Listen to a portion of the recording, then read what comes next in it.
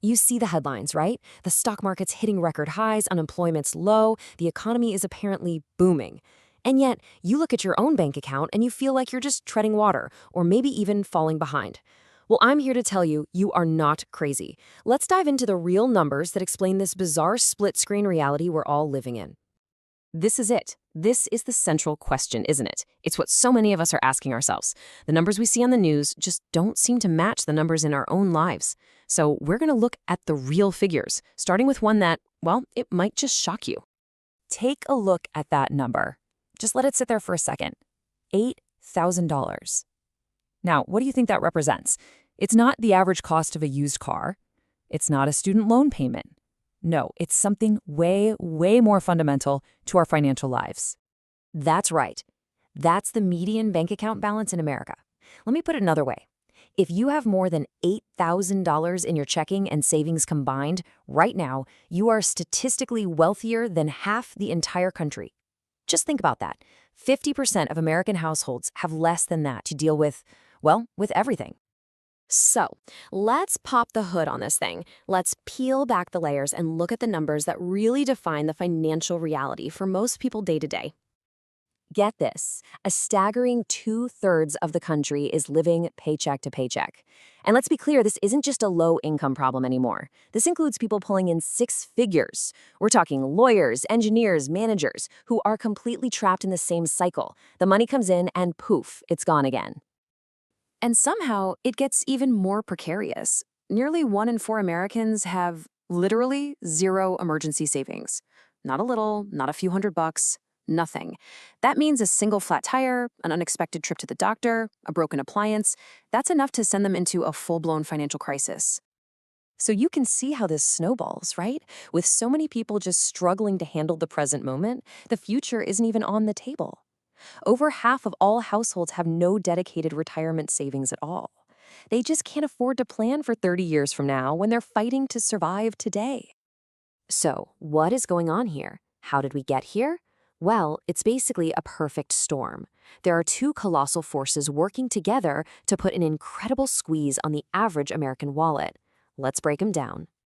Here is the absolute core of the problem. Since 2020, the cost of everything, your groceries, your rent, car insurance, you name it, is up by about 25%. But wages? For most people, they've only gone up around 10%.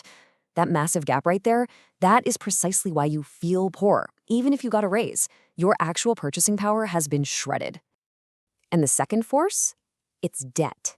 It's this giant anchor dragging almost everyone down, but it hits different generations in different ways. And man, look at Gen X, carrying the heaviest load at 158 grand. They're often called the sandwich generation for a reason. They're stuck paying for their kids' college while also helping their aging parents, all while their own retirement is right around the corner. It's a brutal spot to be in. And this right here is the trap that keeps people stuck. Nearly half of us can't pay our credit card balances in full each month, so we're getting hit with these devastating interest rates of 20% or even higher. It's basically a tax on being broke. And for the banks, it's a multi-billion-dollar business model that is specifically designed to keep you paying and paying and paying. Okay, I really need you to lean in for this next part because it's critical. When you watch the financial news, they almost always use one specific word. That word is average. And I'm going to explain why that single word is actively misleading you about your own financial health. Pay close attention here. This is so important. The average gets totally warped by outliers. You know, if you have 9 people in a room with $10 each and one billionaire walks in, the average wealth in that room is suddenly over $100 million. But does that reflect reality? Of course not. The median, the person smack in the middle, still only has $10. The median gives you a much, much more honest picture. So let's look at the median retirement savings by age. Now, this is powerful. Let's say you're 40 years old and you've managed to save up about $40,000. You might hear the average for your age is over $90,000 and feel like a complete failure. But the reality, using the much more honest median number, you're actually ahead of the typical American in your age group. You're doing better than half the country. These right here, these are the real benchmarks. A quote from our source material just hits the nail on the head. You're not failing, you're being failed. This constant pressure, this feeling like you're running on a hamster wheel and getting nowhere, it's not a personal failing. It's the predictable result of a system where the cost of living has just exploded, while wages for most people have been stuck in the mud. Okay.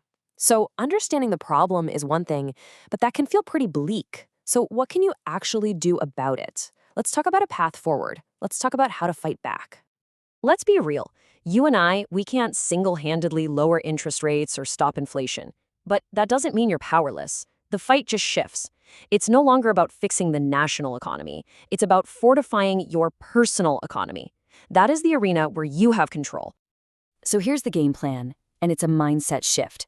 First, you've got to stop measuring yourself against those crazy, skewed averages. Just throw them out. Second, you focus on the one number you truly control, your margin. That little gap between what you earn and what you spend, that is your weapon. Even if it's tiny, your entire goal is to grow that margin, because that margin is how you build your escape hatch. So ultimately, this isn't a race against your neighbor or some ridiculous national average you see on TV. It's a fight for your own stability, your own peace of mind, against a system that makes it incredibly difficult. The numbers we've looked at today are harsh, I know, but they don't have to define your future. So the real question is the one on the screen. The fight is for your own stability. Is it a fight you're willing to win?